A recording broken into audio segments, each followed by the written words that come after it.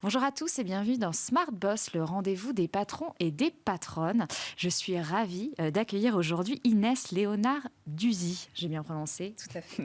Tu es fondatrice de l'ONG Digital for the Planet, donc qui est dédiée à l'éducation au numérique responsable et au lobbying éthique. Merci beaucoup d'avoir accepté cette invitation. Alors, au sommaire de l'émission, on va avoir une interview qu'on appelle En coulisses, où là, je vais poser pas mal de questions sur ton parcours de dirigeant, ton quotidien aussi de patronne, et alors plutôt tes quotidiens, on va y revenir. Et après, on aura la séquence interview chrono, où là, je te poserai des questions très courtes et il y aura des réponses très courtes. Ça marche. Merci beaucoup encore d'avoir accepté l'invitation. Et maintenant, on passe à la séquence En coulisses. Alors, tu as fondé Digital for the Planet en 2017. Pourquoi avoir choisi de créer plutôt une ONG plutôt qu'une entreprise ? C'est vrai qu'à ce moment-là, ce qui m'intéressait, c'était de faire de la recherche, de comprendre déjà ce que c'était que le numérique responsable, qu'est-ce que c'était qu'une externalité négative sur le point de vue technologique, comment est-ce que le numérique peut polluer sur le plan environnemental, sur le plan cognitif dans nos cerveaux, mais également sur le plan sociétal, vers quoi ça nous mène. Et j'avais pas nécessairement envie en tout cas au début, de chercher à craquer l'idée qui allait me faire devenir millionnaire, comme c'est la mode et l'idée. C'était surtout de faire quelque chose qui soit utile au plus grand nombre. Et l'ONG, ça m'a paru le plus facile d'abord pour aborder des parties, des partenaires, pour aborder des pays. Et puis surtout d'avoir la latitude, de ne pas avoir la pression de me dire que je dois enrichir une entreprise, mais plutôt enrichir mon cerveau, enrichir le cerveau des autres, idéalement. Et le faire avec des personnes. Par exemple, si je voulais travailler avec des chercheurs, si je veux travailler avec des enseignants, c'était bien plus pertinent d'arriver avec une association qu'avec une entreprise. Donc, c'est très important de savoir ce qu'on a envie de faire avant d'avoir une idée. En effet, après, je me suis amusée à apprendre à coder, à développer des algorithmes qui soient moins énergivores. J'aurais pu, et d'ailleurs, j'ai eu des propositions par de nombreux cabinets de conseil, de rachat, pour justement essayer de trouver comment faire du profit avec tout ça. Ce qui m'intéressait, c'était surtout d'honorer ma casquette citoyenne. Évidemment, faire du business, gagner ma vie, être libre sur le plan entrepreneurial, c'est quelque chose d'important pour moi. Mais le numérique, et en tout cas les travaux que j'ai développés à ce sujet-là, j'avais besoin que ce soit parfaitement indépendant et pas du tout corrélé à un gain qui soit... Ça aurait complètement biaisé mes réponses de toute façon. Et comment est-ce qu'on gère une ONG ? Est-ce que c'est complètement différent de gérer une entreprise ? Un peu ton quotidien, on va dire. Alors, c'est une partie de mon quotidien. Je suis évidemment pas toute seule aujourd'hui. J'ai beaucoup de gens qui travaillent au sein de cette ONG, en France et à l'étranger. C'est un peu différent parce que les personnes sont d'abord là pour assouvir des idéaux et pour essayer de concrétiser un futur meilleur, un futur souhaitable. Exprimer des envies, des idées, justement, où parfois on n'a pas l'espace dans l'environnement professionnel. D'ailleurs, la plupart des personnes qui travaillent avec nous sont des personnes qui ont aussi un travail à l'extérieur, souvent qui sont entrepreneurs, qui dirigent de grandes entreprises, qui sont salariés. Il y a des mères au foyer qui sont parfaitement passionnées et qui nous aident énormément. Donc, diriger une ONG, je dirais que c'est un petit peu différent quand même d'une entreprise, même si vous avez l'aspect stratégique, l'aspect organisationnel. Il faut donner du temps à chacun sur le plan management pur. C'est important d'être présent, de montrer qu'on sait parfaitement où on va, de garder les troupes motivées. Ça, ce sont des éléments qui sont essentiels et peut-être encore plus qu'en entreprise parce qu'on n'a pas cet aspect pécunier qui est à la fin du mois, je paye nécessairement un salaire. Et ça change tout. Après, oui, on a une équipe, une petite équipe qui est salariée, mais la plupart des personnes sont des bénévoles, des personnes qui dirigent des groupes de projets et qui permettent de faire avancer et la recherche et les actions et les liens avec les corps intermédiaires, les États, les gouvernements, les entreprises dans lesquelles on va, les écoles. Donc, non, diriger une entreprise, je dirais que c'est similaire à une ONG, mais dans une ONG, il y a tout un aspect où on est un peu livré à soi-même. C'est à la fois un endroit où les gens cherchent un endroit où espérer sur le plan éthique, sur le plan moral, sur le plan esthétique. Et il faut être garant de tout ça, ce qui n'est pas forcément nécessaire quand on est dans une entreprise où tout le monde sait pourquoi on est là. Justement, c'est quoi un peu, tu trouves, les qualités d'un patron, d'une bonne patronne d'une ONG? Écoutez, j'essaie de vous faire une réponse avec un regard sur les succès qu'on a pu avoir et aussi parfois les difficultés. Être une bonne dirigeante d'ONG, c'est d'abord en effet savoir exactement où est-ce qu'on veut aller. Et c'est pas grave si ça change dans 6 mois ou dans 2 ans. C'est normal que ce soit organique et que ça bouge. C'est une notion dynamique, une stratégie. Mais c'est important de savoir tous les jours quand on se réveille où est-ce qu'on va et le répéter, savoir l'exprimer, savoir le dire. C'est aussi important de montrer qu'on est à l'écoute et qu'on est humble. Humble, c'est un mot galvaudé. Humble, l'humilité, ça veut dire être convaincu qu'on peut apprendre de tout le monde. Et ça, dans une ONG, c'est essentiel parce que vous avez des gens qui se présentent à vous, on ne cherche pas le CV en réalité. Il y a quelques travaux, projets sur lesquels on a besoin de compétences extrêmement clés. Et là, en général, ce sont tout de suite des grands chercheurs qui viennent nous voir. Donc c'est assez facile. D'ailleurs, quand on est capable de bien communiquer sur son projet, eh bien, on est plus visible, on est médiatique. Et donc forcément, vous attirez beaucoup de gens et ça facilite et vous gagnez du temps au quotidien. Mais c'est aussi savoir partager les tâches, c'est savoir travailler dans l'exigence malgré tout, même si la plupart sont bénévoles. Ça, c'est un point très important. Vous devez exiger énormément à des personnes qui sont là parce qu'elles le veulent bien. Donc, c'est tout un travail humain, à la fois, je dirais, rappeler pourquoi on est là, est-ce qu'on a toujours envie d'être là. Et encore une fois, je reviens sur ce trait d'humilité, c'est-à-dire qu'il faut savoir rayonner, faire preuve d'autorité, une autorité saine, humaine, et à la fois savoir revenir à son statut d'être humain, de personne absolument lambda. Et c'est ça qui est beau dans une association, une ONG. En fait, ça n'a pas de valeur juridique. C'est une association de loi 1901 qui a pignon sur rue, tout simplement, et qui ont certains niveaux d'importance vis-à-vis de la manière dont on se rémunère et dont on développe une trésorerie. En réalité, c'est ça. Mais dans ce cadre-là, et ce qui est beau dans une association, eh bien, c'est qu'en réalité, ça porte son nom. On n'est pas tout seul. C'est forcément une co-création. On a des associés, donc. Et puis, vous êtes soumis à un vote, à un jugement dans un conseil d'administration avec des assemblées extraordinaires ou ordinaires où on vous dit oui, ou on vous dit non, et où potentiellement, on peut aussi vous dire merci, mais vous pouvez y aller maintenant. On va vous remplacer, on va continuer sans vous. Donc ça, c'est aussi vrai dans des grandes entreprises. Mais c'est vrai tous les jours pour une association. Et est-ce que c'est pas un peu aussi, tu fais pas beaucoup de politique d'ailleurs? J'allais y venir. L'aspect politique est super essentiel dans une ONG, surtout quand on a un rôle de plaidoyer, ce que tu appelais tout à l'heure le lobbying éthique. Il faut savoir manœuvrer la chèvre et le chou, comme on dit. Donc c'est à la fois avoir un discours entrepreneurial, parce que par ailleurs, le numérique responsable, quand on a fondé Digital for the Planet, c'était un sujet qui était encore très absent à la fois dans les médias, dans les entreprises et dans les conversations courantes. Donc il a fallu avoir de l'aplomb, avoir de l'audace aussi. Il a fallu faire preuve de résistance quand on nous a dit que ce n'était pas un sujet. Et puis, il faut savoir accompagner le législateur. On a travaillé sur des projets de loi, on a travaillé à l'écriture d'amendements qui sont aujourd'hui entrés en vigueur. Et pour ça, eh bien, c'est trouver les bonnes parties prenantes au sein du gouvernement, avec qui est-ce qu'on peut discuter. Et puis, il y a des personnes qui ont très envie de vous suivre, mais qui vous disent « Attends, moi, je n'ai pas compris ce dont vous parlez. Rappelez-moi encore une fois, mademoiselle. » Et en fait, ça fait la 10e fois que vous le rappelez à ce sénateur. Mais ce n'est pas grave, vous le faites et vous accompagnez. Tout ça, c'est un travail important. Vous passez énormément de temps dans les relations publiques, donc à déjeuner, à petit déjeuner. Moi, je me rappelle que tout début, on n'avait absolument pas d'argent. Et donc, chaque centime était important. Et donc, je privilégiais les petits déjeuners parce que ça coûte moins cher. En général, les gens prennent un café. Et je me mettais un objectif de au moins 4 petits déjeuners par semaine, ce qui était quand même assez sport.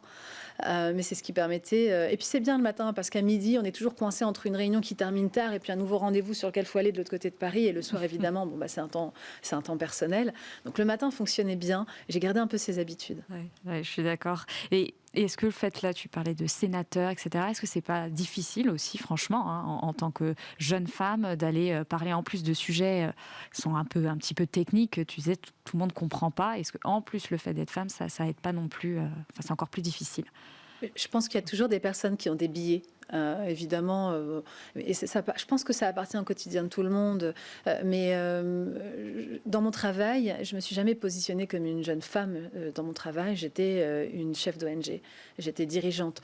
Et je ne donnais pas un genre à mon... Donc en fait, quand j'arrive, si vous voulez, je suis juste une professionnelle et je m'attends à parler avec d'autres professionnels. Et je pense que cette posture-là m'a beaucoup aidée à faire en sorte qu'en face, ce ne soit pas un sujet. Et quand ça l'était, parce qu'évidemment que pour plein de gens, et il y a des biais, il y a du sexisme dans tous les milieux, mais quand ça arrivait, en réalité, j'avais tellement pas le temps, j'avais tellement l'urgence qui m'obligeait que j'y prêtais pas vraiment attention, ou alors je remettais en place avec un petit peu d'humour, et puis ça partait, et ça restait pas. Alors, tu as aussi cofondé donc C'est Contemporaine, qui est là une agence de stratégie culturelle spécialisée dans la RSE et l'image contemporaine. Bon, question simple, mais tu t'ennuyais?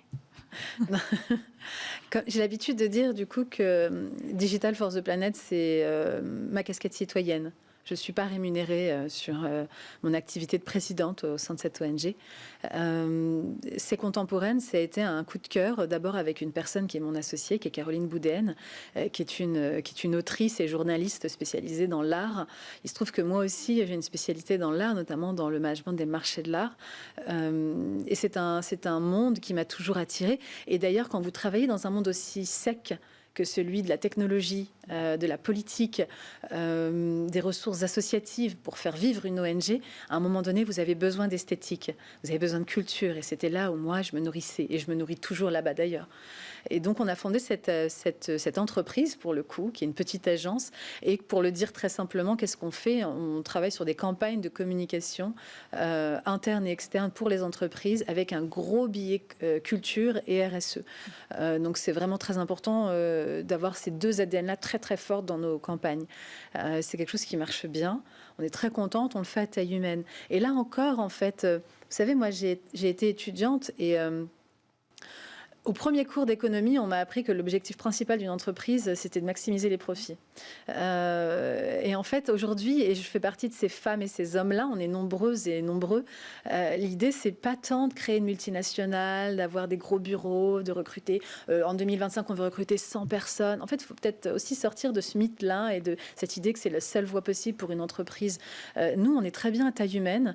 On travaille avec un système managérial et RH assez souple et léger, ce qui diminue la pression au quotidien, et à la fois on donne plus de pouvoir aux personnes qui travaillent avec nous, c'est-à-dire qu'elles gagnent mieux leur vie et puis elles peuvent aussi s'associer, et donc c'est un système pérenne où on entreprend. Et c'est d'ailleurs rigolo quand on décortique le mot entrepreneur, on est entrepreneur. Et finalement il y a beaucoup plus d'équité, d'égalité autour de notre table, et ça on aime beaucoup. Et puis on ne cherche pas à gagner des millions, en fait. On cherche à bien vivre et surtout à être libre. Je pense que moi, c'est ce que j'ai recherché dans le monde de l'entreprise. C'était de pouvoir faire les choses comme je les entendais et à la fois de savoir écouter les autres. Et tu as donc C'est Contemporaine. Donc l'ONG, j'ai vu aussi que tu avais monté une plateforme avec des masterclass sur développement personnel, professionnel. Tu fais des conférences un peu partout dans le monde. Concrètement, comment est-ce que tu organises ton temps? C'est une question que je me pose tous les jours. En effet, je pense que là, j'ai 36 ans, donc j'ai une grosse période, 25-35 ans, où j'ai essayé énormément de choses, et c'était un besoin pour moi et aussi un plaisir. Je suis aussi devenue maman dans le process, et ça, c'est une chose qui a compté. Comment j'organise mes journées? En réalité, je suis assez... faut savoir que le multitâche, ça n'existe pas, c'est un énorme mythe. Ça a été inventé dans les années 80 par des personnes très intelligentes qui vendaient des ordinateurs et qui avaient besoin de les vendre à des personnes qui avaient besoin de faire plus de choses en moins de temps. Par contre, ce qui existe, c'est la capacité à compartimenter. Et ça, c'est une compétence que j'ai essayé de développer au maximum quand j'ai compris que ça se développait et que j'en avais besoin. Donc, je compartimente beaucoup au quotidien. J'ai ma casquette écrivaine quand j'écris et que je fais de la recherche en tant qu'analyste, puisqu'à la base, c'est mon métier. Je suis analyste culturelle. Ensuite, je mets ma casquette ONG quand j'ai besoin de me concentrer sur les actions qu'on va mener en France et en Europe avec toutes les parties prenantes. Il y a aussi la partie Babette... c'est la facturation, la compta, toutes ces choses-là sur lesquelles il faut se pencher aussi. Il y a la partie médiatisation, relations publiques. Donc en fait, ça s'organise assez simplement. Par contre, ça faut pas, surtout pas essayer de commencer à être compliqué autour d'une journée. Je les prends comme elle vient, avec des compartiments, et donc j'ai des plages de 1 heure, 2 heures, 3 heures. Ça fonctionne bien, je ne fonctionne pas par demi-journée, je fracture énormément mon temps, ça me permet de faire plus de choses. Par contre, il faut aussi accepter l'idée que les journées passent extrêmement vite. En fait, on a à peine levé les yeux et envoyé un email qu'en fait, il est déjà 16h30 et voilà. Et en hiver, c'est pire parce que du coup, il fait nuit. On a vraiment l'impression d'avoir. Et alors, en plus de tout ça, tu as aussi écrit un essai qui s'appelle Réparer le futur, qui est un carnet de voyage où tu rassembles un peu les observations durant pas mal de voyages que tu as pu faire. Silicon Valley, j'ai noté Congo, Bolivie. Est-ce que publier un livre, pour toi, c'était quoi? C'était un très bon outil de communication pour justement l'ONG, ou c'est un projet? Il y en a aussi qui ont un peu d'ego aussi pour faire ça. Alors, pas du tout. En réalité, être écrivaine, c'était mon rêve d'enfant. Et peut-être que c'est le seul métier que j'aurais aimé faire. Je dis ça, j'aurais aimé faire 1 million de métiers, et à la fois, écrire, c'est peut-être ce qui m'enrichit le plus personnellement. Et pourtant, c'est un des métiers les plus ingrats quand on ramène le temps passé à ce qu'on est payé.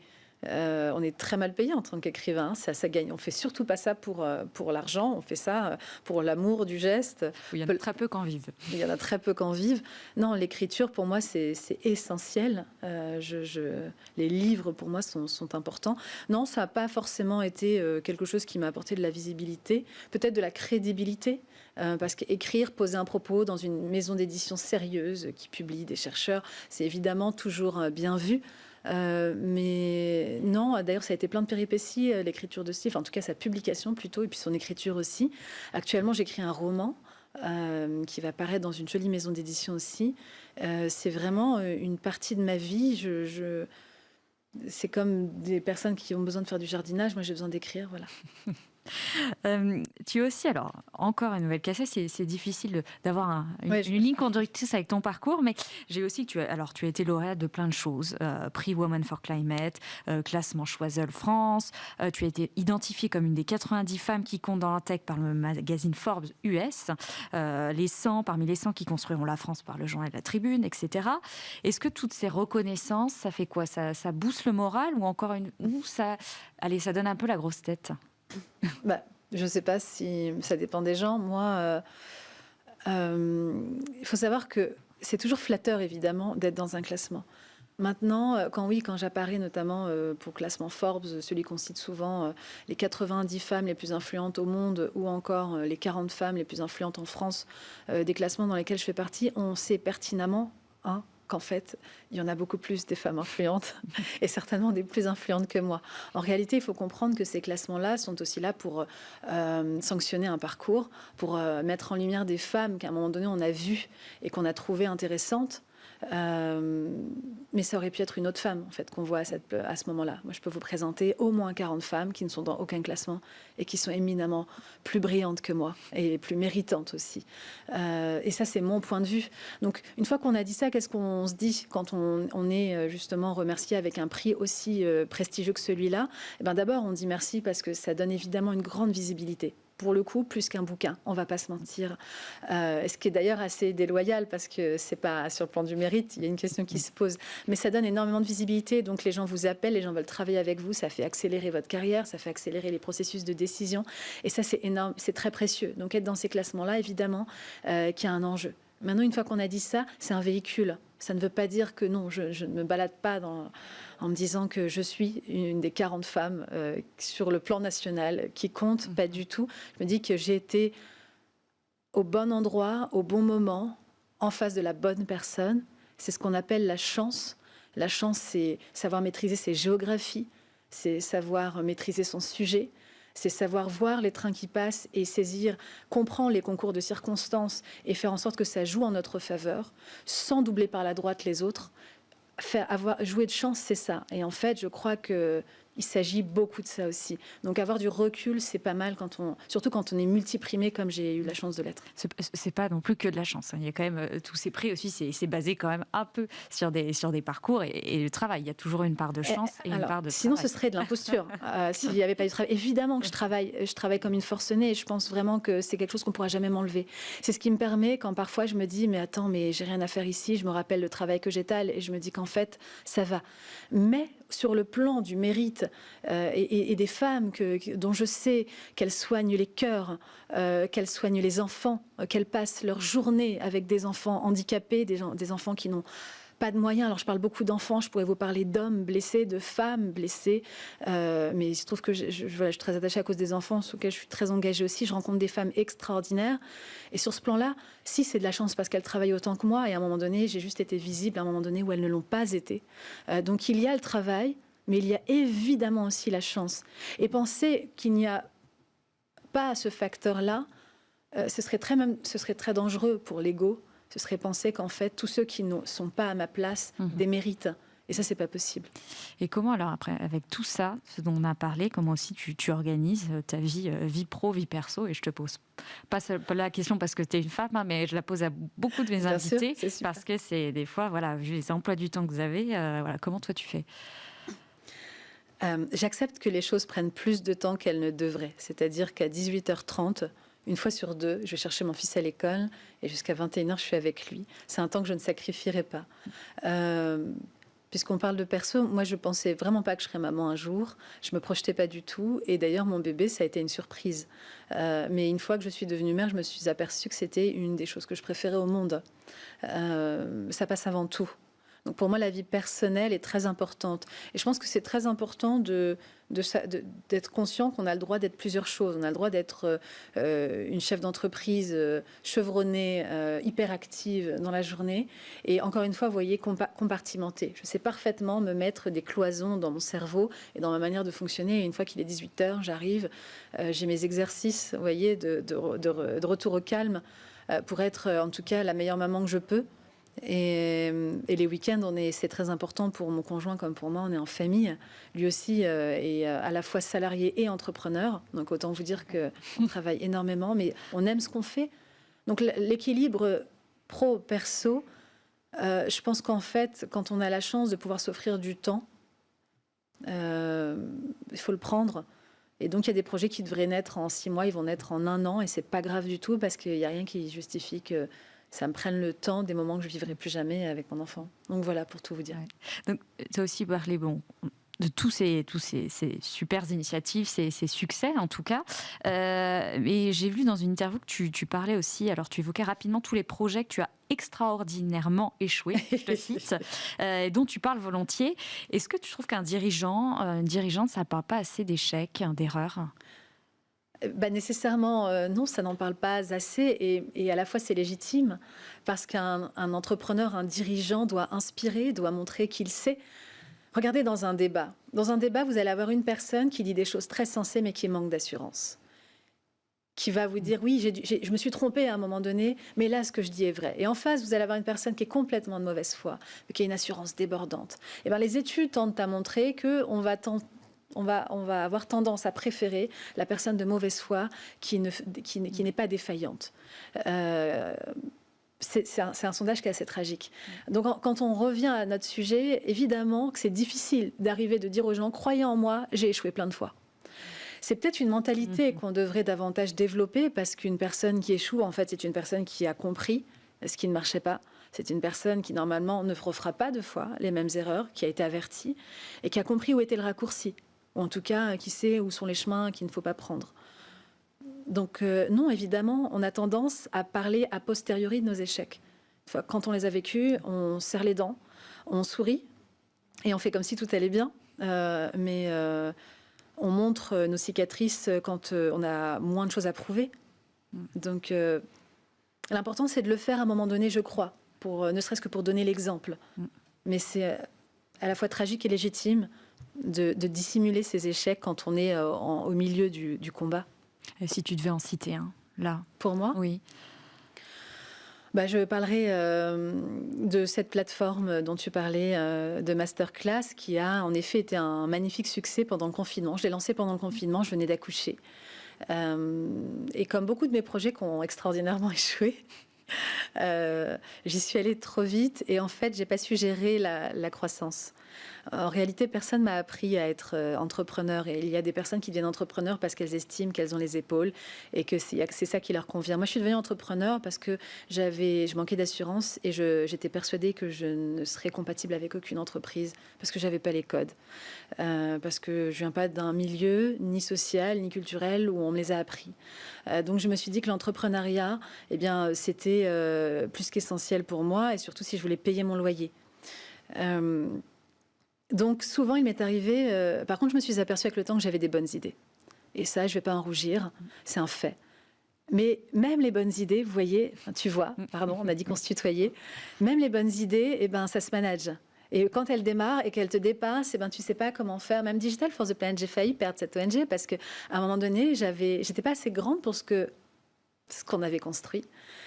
Et j'ai passé les 3 premières années de cette ONG, aujourd'hui ça fait 7 ans, les 3 premières années j'ai souffert parce que j'ai passé mon temps à courir après mon costume et à être suffisamment grande pour pouvoir l'enfiler. Aujourd'hui ça va beaucoup mieux. Donc voilà, pour ne citer que ça.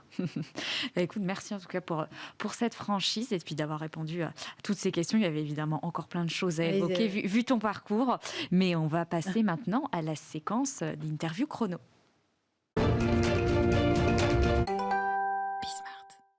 Alors, tu as beaucoup voyagé. Quel était un peu ton pays préféré?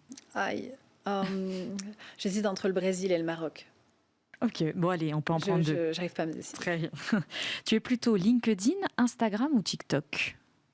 Clairement, Instagram et LinkedIn. Ouais. Instagram peut-être en premier. Alors, donc, tu as écrit un livre, mais quel est le dernier livre, toi, que tu as lu? J'ai lu... ça s'appelle La beauté du monde de Christian Bobin, que j'ai lu ce matin. Enfin, j'ai commencé à lire ce matin. Est-ce que tu peux me citer une entrepreneuse ou une dirigeante française? Je pense tout de suite à Maud Bailly. Je pense aussi à Angélique Girard, pardon, j'arrive pas à en dire qu'une. Ce sont 2 femmes, une entrepreneure et une dirigeante. Je dois dire d'où est-ce qu'elle vient. Maud Bailly, c'est Maud Bailly, donc c'est Sofitel, absolument. C'est la DG Monde Sofitel. Et Angélique Girard, aujourd'hui, qui développe des projets avec des femmes, qui est céramiste, qui fait plein de choses. Ce sont 2 femmes qui, moi, personnellement, m'ont beaucoup aidée. Et avec qui j'ai des relations très amicales au quotidien, donc je regarde beaucoup. Alors, tu es multicasquette, on en a beaucoup parlé. Tu accomplis beaucoup de choses. C'est quoi, ton rêve ultime? Mon rêve ultime, c'est de finir dans une maison au milieu de la forêt, écrire des bouquins, lire tout ce que je peux et donner des conférences dans le monde entier. Voilà. ChatGPT, t'es impressionné ou apeuré? Un petit peu des deux. Ouais. Alors, plutôt télétravail ou au bureau? Les deux aussi. Je suis très duel comme femme, pardon. Et tes dernières vacances? C'était mes dernières vacances. Ouh là là, c'était à Aix-en-Provence, perdu dans une maison. Voilà. D'accord. Merci beaucoup d'avoir répondu à ces petites questions et merci encore d'avoir participé à cette émission. Et quant à moi, je vous remercie d'avoir suivi ce numéro et puis je vous retrouve bientôt pour une prochaine édition. Merci beaucoup. Au revoir.